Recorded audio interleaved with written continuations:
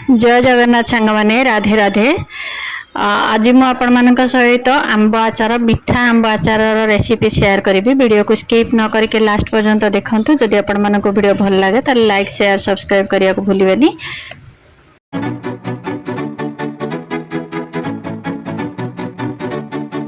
आंब आचार पाई जे कोनोसी कंचा आंब आमे नबा जेमति कि आपण माने खट्टा आंब नै परिबे मिठा आंब मते नै परिबे। मु एठी नैची आम्रपल्ली आंब नैची मु 5 केजी कंचा आंब नैची। आंब टिके पाकळ हिथिले भलो तो सेई टाइप रे आंब आपण माने जे नेबे जेमति कि काटी होथुवो किंतु टांकु टिके भी हेइथिवो ता भितरे ताले बहुत भलो हि थाय आचार। जदि बेसी कसी आंब हेइथिवो ताले सेटा आचार भलो होएनी फिटी जीवो।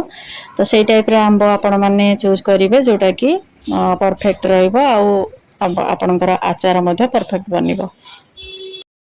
तो ए वीडियो मु 2 मास तळे आचार बनैथिली किंतु वीडियो आपण मानक सहित शेयर करि पारि नथिली। आज शेयर करूची।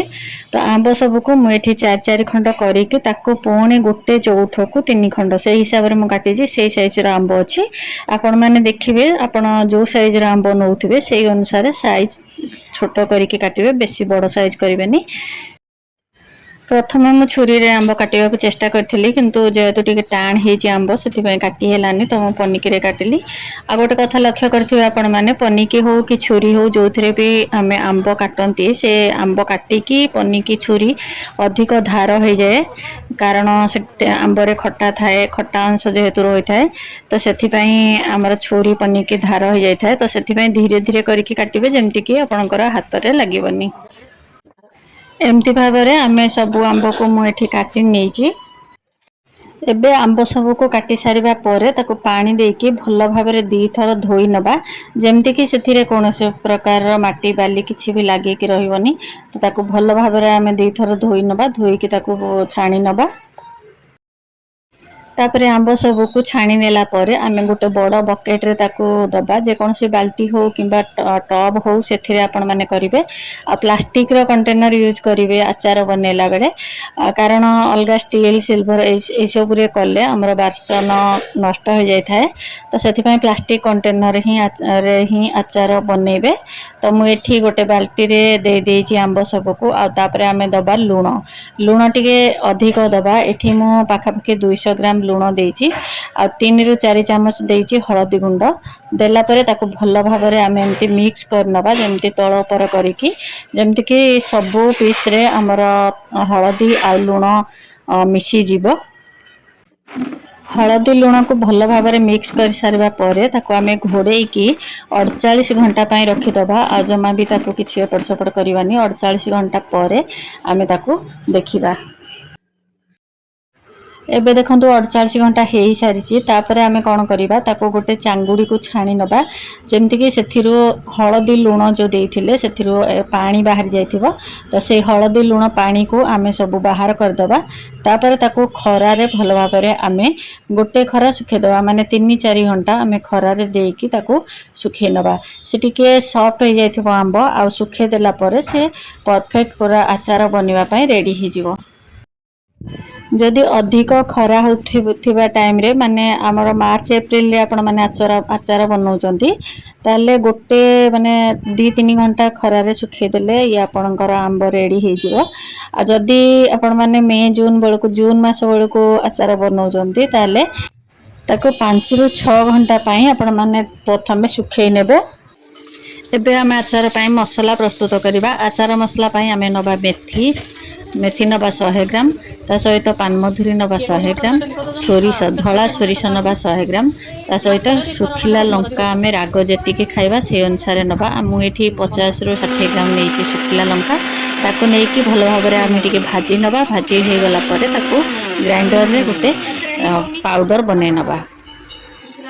एबे सुखी गला परे सेथिरे आमे दबा आ अल्प लूण जेति कि हमर लूण सब आमे पानी बाहर कर देजे। तो से अनुसार आचार को देखि कि स्वाद अनुसार दबा आमे लूण। आचार रे हमर टिके लूण अधिक लागे तो से अनुसार लूण देबे। तापरे 2-3 चम्मच देबे हळदी गुंड।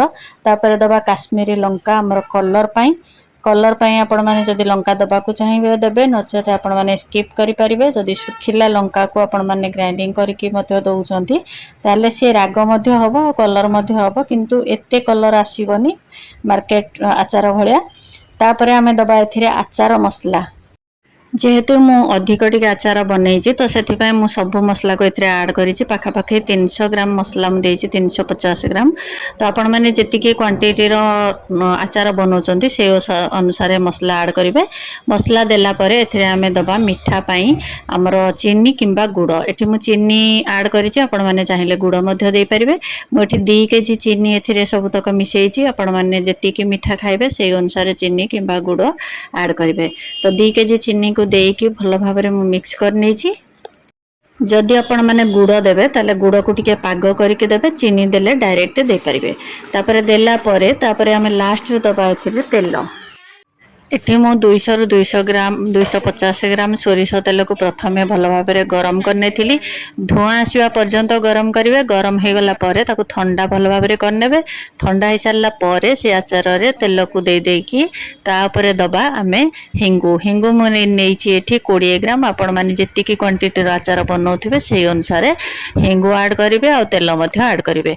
तेल आ हिंगु को भल भाव में आचार मिक्स करि नेला परे एबे ए आचार को आमे 10 टू 15 डेज पर्यंत खरारे दे परिबा। एमती खोलारे रखिके दे परिबा नचेत जे कोनोसी एयर टाइट कंटेनर रे भर्ती करिके आपण माने खरारे मध्य रखि परिबे। पाखापाखि 15 डेज खरारे रखिला परे देखंतु हमर आचार किछि एमती हो जाइछि। तो एबे हमर आचार रेडी हो जाइछि। आपण मानकु जदि वीडियो भलो लागि थाए त लाइक शेयर सब्सक्राइब करबा को भूलिबेनी। एबे ए आचार को मु एयर टाइट रो जे कोनसी गोटे कंटेनर रे माने गोटे प्लास्टिक जार रे मु भर्ती कर नउछि। याकू गोटे वर्ष या 2 वर्ष पर्यंत रखिके मध्य आपण माने यूज करि परिबे। ए प्रोसेस थरे बनातु आ आचार केमती हैला मते कमेंट रे जणातु। बहुत स्वादिष्ट लागिबो आ बहुत माने तार ड्यूरेबिलिटी मध्य रहिबो बहुत लॉन्ग लास्टिंग होबो। ए प्रोसेस रे बनातु आ आचार जत्ते बेले भी बनौचंती सेथरे पानी जेमती न रहे सेति प्रति टिके ध्यान देबे। वीडियो जदि भल लागि थाए ताले प्लीज गोटे लाइक कर देबे आ शेयर कर देबे। आज पई रहिली पुणी देखा हबो आ एक नुआ ब्लॉग से पर्यंत रहउची। जय जगन्नाथ। राधे राधे।